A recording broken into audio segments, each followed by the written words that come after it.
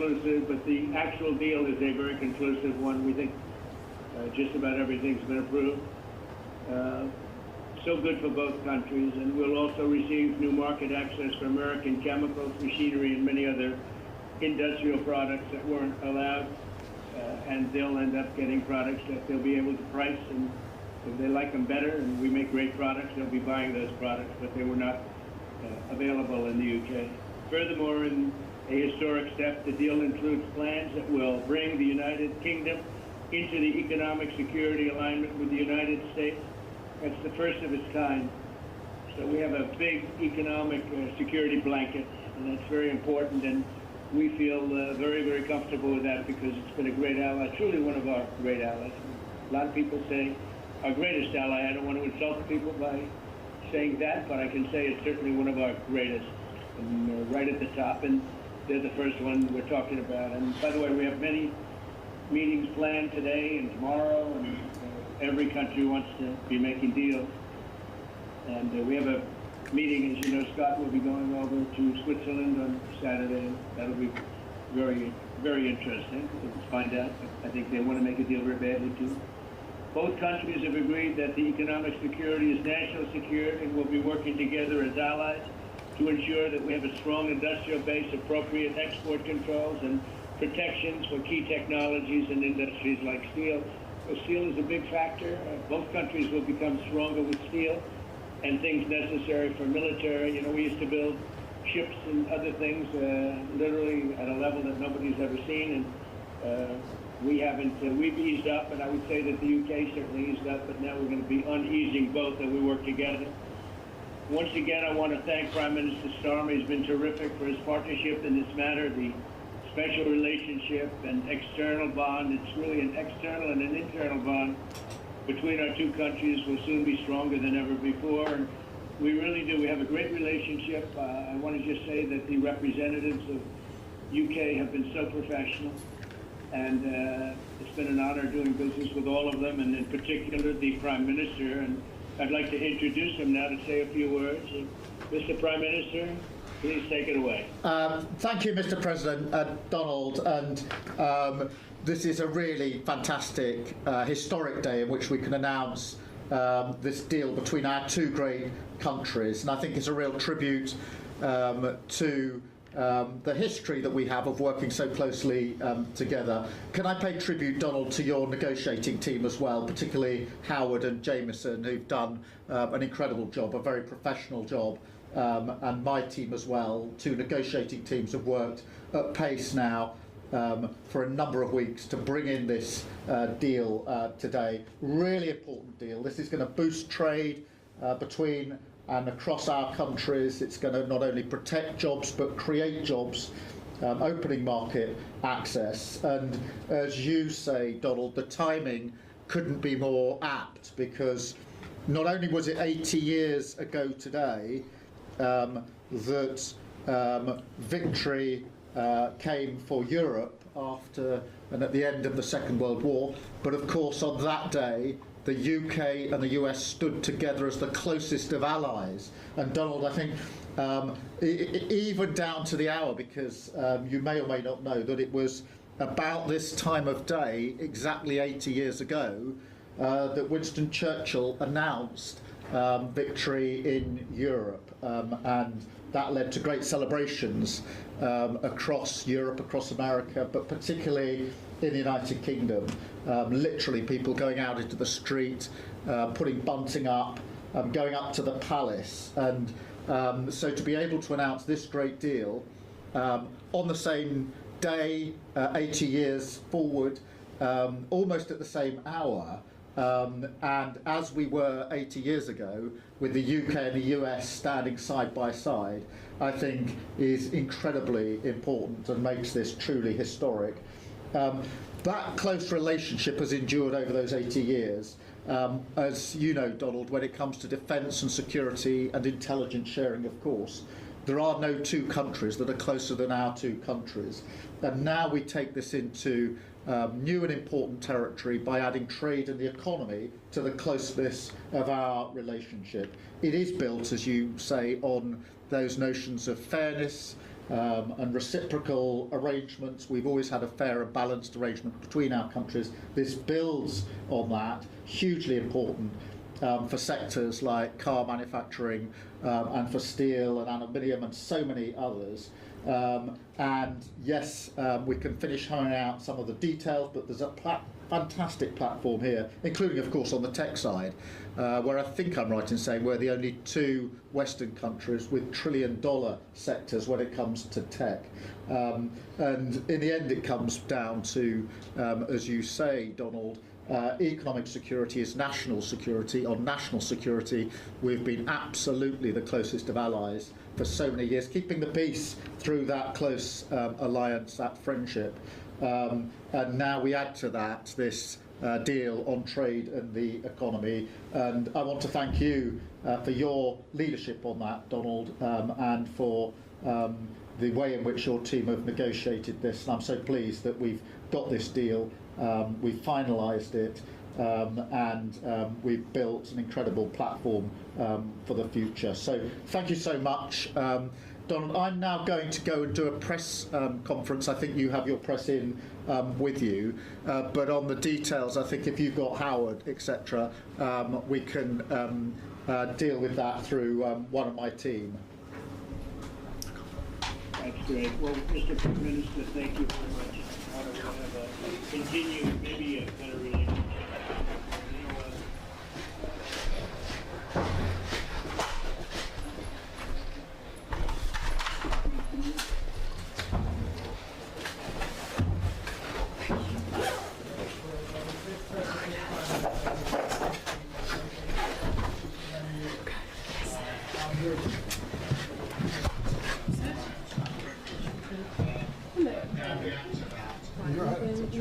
Yeah.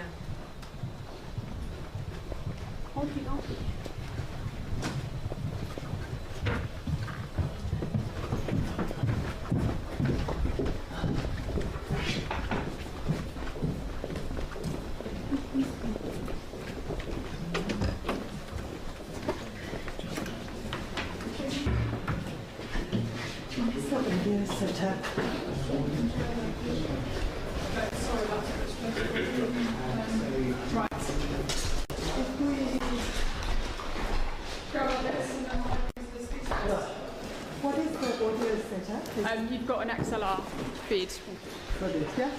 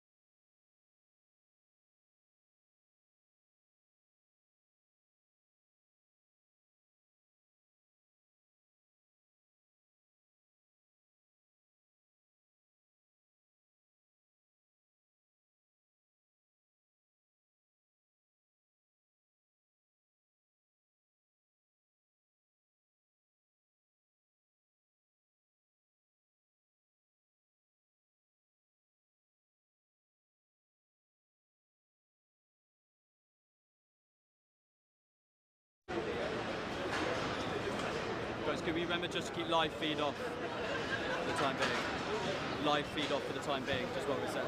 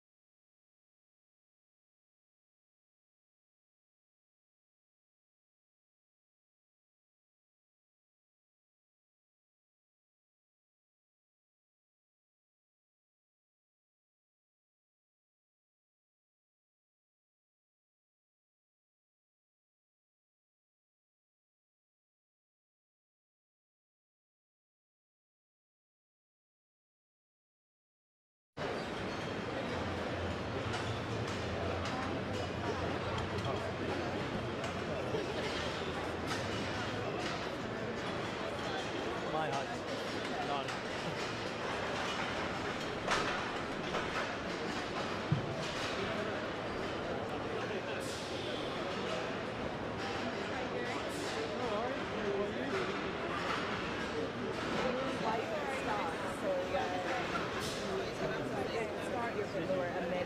Okay. Okay. I was in bed this morning after breakfast.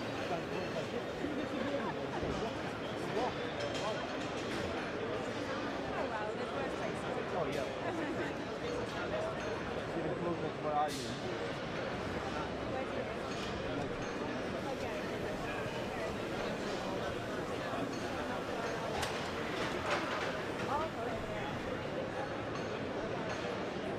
How is it?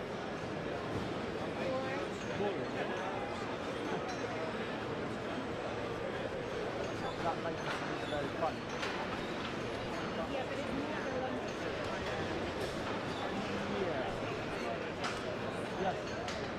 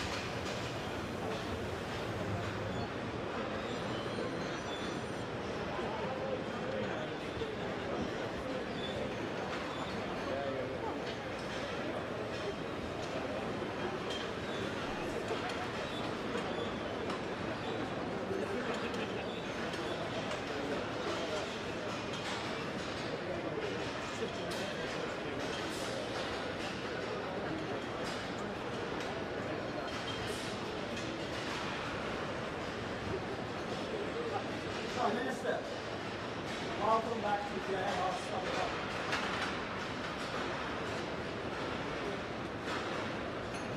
Delighted to be here with you again, and with our wonderful colleagues gathered around today as well. This is the biggest car manufacturing plant in the UK. Our incredible company built cars here for 77 years. British innovation, British design, British engineering, manufactured here in the Midlands for the world, including the US of A. When you were with us just 4 weeks ago, I know you experienced just how wonderful this place was. It has wonderful people and produces wonderful luxury products. Your commitment that day was to stand by us to the hilt. Your words, to the hilt. And I'm delighted to be able to signal today that those words have been turned into a tariff deal with North America, the US of A, which is significantly goes towards what we need as a company. It creates the certainty that we need to continue to invest going forward. Not only for JLR, but actually for the whole automotive industry in the UK. In the last hour, I've witnessed your discussion with President Trump, where you finalised that deal. On behalf of 45,000 people in this company, 250,000 jobs we support in this country, thank you. I'd like to personally thank your team also, who I know have worked tirelessly to get this done over the last several weeks. We look forward to the continued work we can do together. This is not job done in the UK, but this is significant progress, and we thank you so much for that. On behalf of our wonderful people, our great British brands, the UK automotive industry, and this wonderful nation, I'm delighted to welcome you and say a few words. Thank you.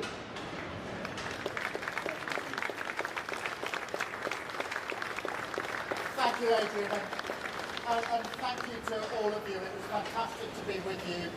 What was just a few weeks ago, and really fantastic to come back. Just a few moments ago, I spoke to President Trump, President of the United States, and I'm really pleased to announce to you, and I wanted to come to you to announce it, that we've agreed the basis of a historic economic prosperity deal. And that is a deal that will protect British businesses and save thousands of jobs in Britain. Really important, skilled, well-paid jobs. It will remove tariffs on British steel and aluminium, reducing them to zero.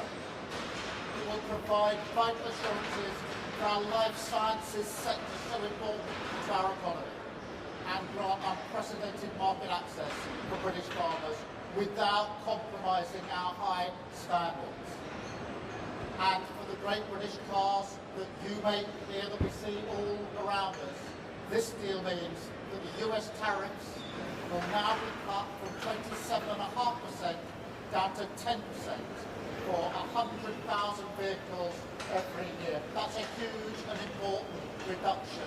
And I know from when I was last year, how much that would have been weighing on your minds when you knew the size of the tariff that would otherwise be in place. To get that decrease was hugely important to me. And I can tell you, my teams were working really hard on this deal, night and day for weeks, I was working with them.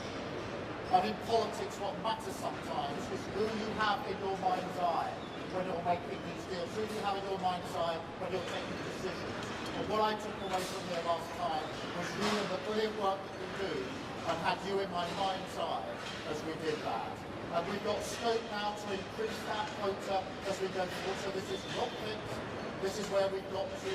And all of these tariff cuts will come into place as soon as possible. And that's really important as well in relation to the work that you're doing and the brilliant path that you make. And as Adrian said, I was here with you just, as I say, a few weeks ago. And I promised you that I would deliver in the national interest. And today I'm really pleased to come back here to be able to look you in the eye and to say I've delivered on the promise I made to you. And that's why as soon as I knew this deal was coming in today, I said I want to come back to JLR to talk to the workforce there for whom this means so much. Now, of course, we are the first country to secure such a deal with the United States. And in an era of global insecurity and instability, that is so important. The great challenge of our age is to secure and to renew Britain. And that is what we're going to do. Acting in the national interest, shaping this new era, not being shaped by it. If it's not good for Britain, we won't do it. If it doesn't mean more money in people's pockets, we won't do it. If it doesn't mean security and renewal in every part of the country, we won't do it. But that doesn't mean we're turning inward. Instead, we're sending a message to the world that Britain is open for business, seeking trade agreements with India on Tuesday, with the US today, and working to boost trade with other partners too, including, of course, the EU, with whom we have a really important meeting just a week on Monday, making deals that will benefit working people. And you know, in recent years, an idea has taken hold that you somehow show your strength by rejecting your allies, that you shut the door, put the phone down, storm off. I've had plenty of people urging me to do that, rather than stay in the room and fight for the interests of our country. And I want to be absolutely crystal clear, that is not how this government operates. It's never how we will operate. We don't storm off, we stay in the room and we negotiate and we work for our country with the national interest foremost in our mind. Because the other way of working doesn't deliver the benefits that working people need. So I also want to be clear, this is just the start. And the deal we've done today, we can say jobs saved, jobs won, not job done, because we're more ambitious for what the UK and the US can do together. So we're hammering out further details to reduce barriers to trade with the United States across the board. We have £1.5 trillion invested in each other's economy, creating 2.5 million jobs across both countries. There are so many areas where I think we can do even more than that and put pounds in the pockets of working people across the United Kingdom. As the two biggest services exporters in the world, we will bring down barriers, creating jobs in our private sectors, in Leeds, in Manchester, London, Birmingham. As the only two Western nations with trillion-dollar tech sectors, we'll go further to deepen the partnership in new technologies to shape the innovations for the next century together and create the jobs of the future. Because look, our history shows what we can achieve when we work together. And what timing for this deal, that we've agreed this deal on VE Day. 80 years ago today, Churchill was addressing the nation at the end of the Second World War, victory in Europe. And we were standing in the United Kingdom with the United States on defence and security. And for 80 years we've been the closest of partners. And today we've added to that trade and the economy in a special relationship between us, defined by peace and economic prosperity. So it's fitting today that we renew the bond on the 80th anniversary of the year. I'm going to take some questions in a minute, but I do want to spend some time with you because I know how important this is for you, all of your work colleagues here, all of your families, who I know will have been worried about what is going to happen. Of course they're worried, they're proud of what you do, worried about what might have happened, but not just you and your families, but your communities, and all the other jobs that depend on the work you do here. You're iconic, we're proud of what you do, but I promised you we would do whatever we need to do to get to a position where we can ensure that your brilliant work continues and thrives in the future. I meant that as a promise made and a promise I always intended to deliver to you. I'm trying to catch everybody's eyes because, as I say, in politics what matters is who are you thinking about, who have you got in your mind's eye when you're having those conversations, whether it's President Trump just now, or last night, halfway through the Arsenal game, or whether it's the teams negotiating as they've been over weeks and days. So thank you here for being with me today. I'm going to try to talk to you some more in a minute, but please, through you, if I can extend that to all of your colleagues here, I know that they'll different shapes, but I hope this will give them the well-earned boost that they absolutely deserve. I will now take questions from the media. I've got a list here. I think, Chris, I've got you first. Thank you, Prime Minister. Chris Mason, BBC News. Prime Minister, this is a... You just a little bit louder. Yeah. Prime Minister, this is a freeing up of trade conditions with America compared with where we were, but is it better than, say, 6 months ago, given, for instance, some tariffs are still there? Well, Chris, the question you should be asking is it better than where we were yesterday? And I think if you should come out when you finish asking these questions and talk to the workforce here, because what this does is to reduce to zero the tariffs on steel and aluminium. Look how important that is. Reduces massively from 27.5% to 10% the tariffs on the cars that we export. So important to JLR, actually to the sector generally, but JLR in particular, who sell so many cars into the American market, proudly do that. And of course, it also includes pharmaceuticals, some really important measures. Obviously, we don't have tariffs yet, but we've got within the deal significantly preferential treatment, whatever happens in the future. So this is hugely important for our pharmaceutical sector as well. In addition to that, we said we had red lines on standards, particularly in agriculture. We've kept to those standards. The SBS red line is a red line that's written into the agreement.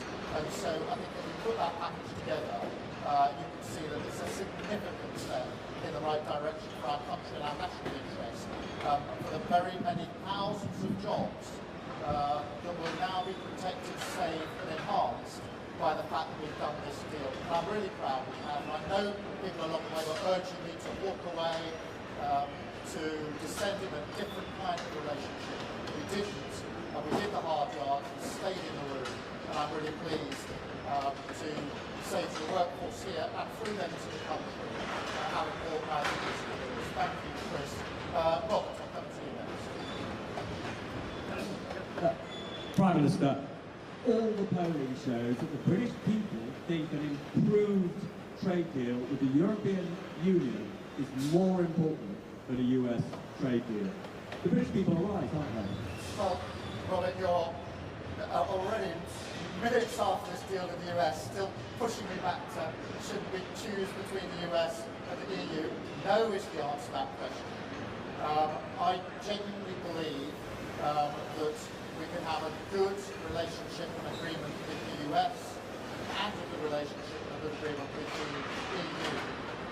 That's why the red lines have been really important in the way that we've negotiated this. But look what we've shown this week, that through patience, through pragmatism, through not doing politics as performance, but doing politics as the serious art of negotiation. We've got a deal 48 hours ago in India, which of course also deals with car manufacturing, by the way, so the discussions we had there. We've got the deal now with the US. We go on Monday week to the EU-UK summit. But I've always said that the strength of the UK is being able to deal both with the US and the EU on security and defence and on trade and the economy. And that's the basis on which we move forward. And I think the workforce here would say to you in very loud terms negotiations with the US, because it would be they that would pay the price if we had done that, and I wasn't prepared to let that happen. Thank you, Robert. Beth, Sky News. Thank you, Minister for Sky News. Back in February, when you did a press conference with Donald Trump in the White House, he said, we could end up with a real trade deal where tariffs wouldn't be necessary. We'll see. Those were Donald Trump's words. And you've come out, and yes, you have a concession on cars. You have a flat tariff still of 10%. Are you disappointed with that? Is this just the start? And to those voters last week in the local elections that gave you the worst ever vote share you've had in a set of elections as a Labour Party, what's your message to them? Thank you. Well, my message to them is that we absolutely get the message that they sent last Thursday. We will remain focused as ever on the national interest, and I have them in mind, I have the workforce here in mind when we make the decisions that we make. I don't make them for my sake, I make them on behalf of working people across this country. And in relation to this deal, yes, we would like to go further in relation to tariffs, but I think it's really important that we've been able to get this deal over the line now, because in that way we've been able to protect and save and enhance jobs right here, right now. And that reduction from 27.5% down to 10% makes a huge difference to firms like JLR and the decisions they have to make about the future. Decisions that I want them to make about the future. Steel and aluminium obviously been in the news hugely in recent weeks. To get that down to 0% as well is hugely important. Pharmaceuticals is one of the most important sectors in our economy, and therefore there's nothing to get down at the moment because there isn't the tax, but there should be.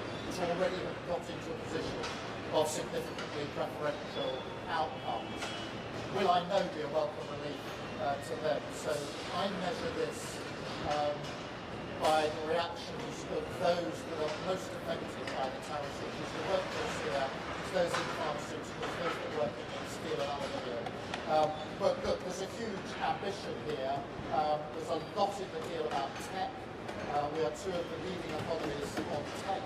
There's a huge amount we can do on tech as well. So we want to go further, in those areas and on tariffs, keeping our red lines absolutely in place on SBS and on food standards and agricultural standards, because that matters so much to us here. Thank you, Beth. Paul. Hi there, Paul McRae, Prime Minister. Business needs certainty. President Trump is no stranger to changing his mind on a whim. What assurances can you give business, give the workers here, that despite what you've agreed today, we're not all going to wake up to a post tomorrow that effectively rips all out? Well, we've been negotiating this text for a long time. I had discussions with Donald Trump along the way, including discussions last night. We're clearly agreeing. There is a written text. This is reduced to writing. That text will be available. So this is an agreement that is absolutely clear. We work well together. We respect each other, the President and I, and we trust each other. And have trusted each other through this process. Each of us mandating our negotiating teams to get the best deal for our respective countries. Both teams have fought hard in tough negotiations, and we've arrived at an agreement that I went through with the President last night, and we've just agreed moments ago here at JLR. So clear agreement in terms, and these tariff reductions to come in very short order, make a material difference to the lives of very many people. Thank you very much. I've got Noah. Noah from The Sun. Hi, Prime Minister. I was wondering if you could please spell out for us what your strategy is going to be to get those 10% tariffs down to 0%. I know you're talking a lot about today being job safe, not a job done, but a lot of people will be thinking 10% still isn't good enough, we're worse off than a year ago. How are you going to approach negotiations going forward, and how long will it take till we get to 0%? I will approach negotiations in the same way I've approached negotiations with India and with President Trump to get to today's deal. With India, I met Prime Minister Modi at the G20 in Brazil. We agreed that we would get our teams to work together at pace in a courteous, respectful, business-like way. With President Trump, we've operated in the same way, not walking out the room, not slamming doors, but staying in the room negotiating. The same with the EU, respectfully negotiating in relation to the summit that we'll have a week on Monday. So we're doing it exactly the same way. But please do not underestimate the significance of the tariff reductions today, because these are measured in thousands of good, well-paid jobs across the country. And that really matters. That's the heart of everything that I believe in. And I believe that serious, pragmatic, in-the-room negotiations acting in the national interest are far better than performative politics. People slamming the door, floundering out, being performative but not actually delivering for what people. And I'll continue in the same vein. We've had 2 trade deals this week by acting in that way. And I think that shows that serious pragmatism defeats performative politics any day of the week. Thank you. Mikey from the Mirror. You mentioned tech a couple of times. JD Vance has on a number of occasions said that one of his red lines is concessions on our anti-hate speech laws. How have you managed anti-hate speech laws? How have you managed to talk him round on that? And very quickly, if I may, I think you'll admit that this wasn't what you were expecting to do today. Donald Trump has been struggling to land his arguments on tariffs. Have we been bounced into this by a president that needs help out of the hole? Well, look, I mean, in terms of free speech, I've been really clear throughout. We've had free speech in this country for a very, very long time. It's one of our foundational principles on which we're all very, very proud, and that will long, long be the case. There's nothing in this deal that impinges on that in any way whatsoever. In relation to the timing of this, no, not at all. Our teams have been hard at work for weeks on end. I wanted to get a deal over the line. I made I'm not ashamed of that. I wanted because I knew how important it was, particularly for JLR. We got a deal, we got it over the line, and we got it over the line in a timely manner. The last thing I wanted to do was deliver a deal that didn't come in time for those who desperately need it. So, no, I didn't know the exact day. I wouldn't have been having my phone call with President Trump halfway through the second half of the Arsenal PSG game, and I planned it better. But that's the way it turned out. So that's the discussion we were having late last night about how we proceeded with this deal, and I'm really pleased to be able to come here today.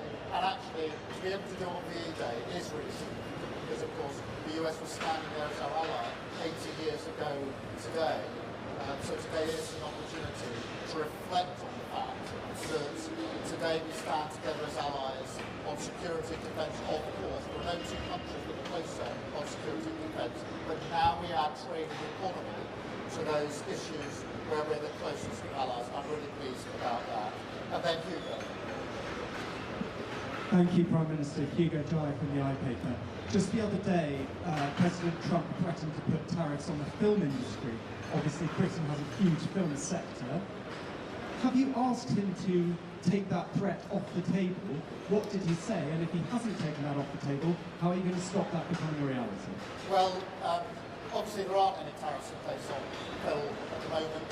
And of course we're discussing it with the President's team. We'll take the same approach as we take on other issues, whether it's tariffs imposed to be able to produce, or potential tariffs in areas like pharmaceuticals or film. We'll take the same approach because for me what matters is acting in the national interest and making sure that everything that we do is good for working people in this country.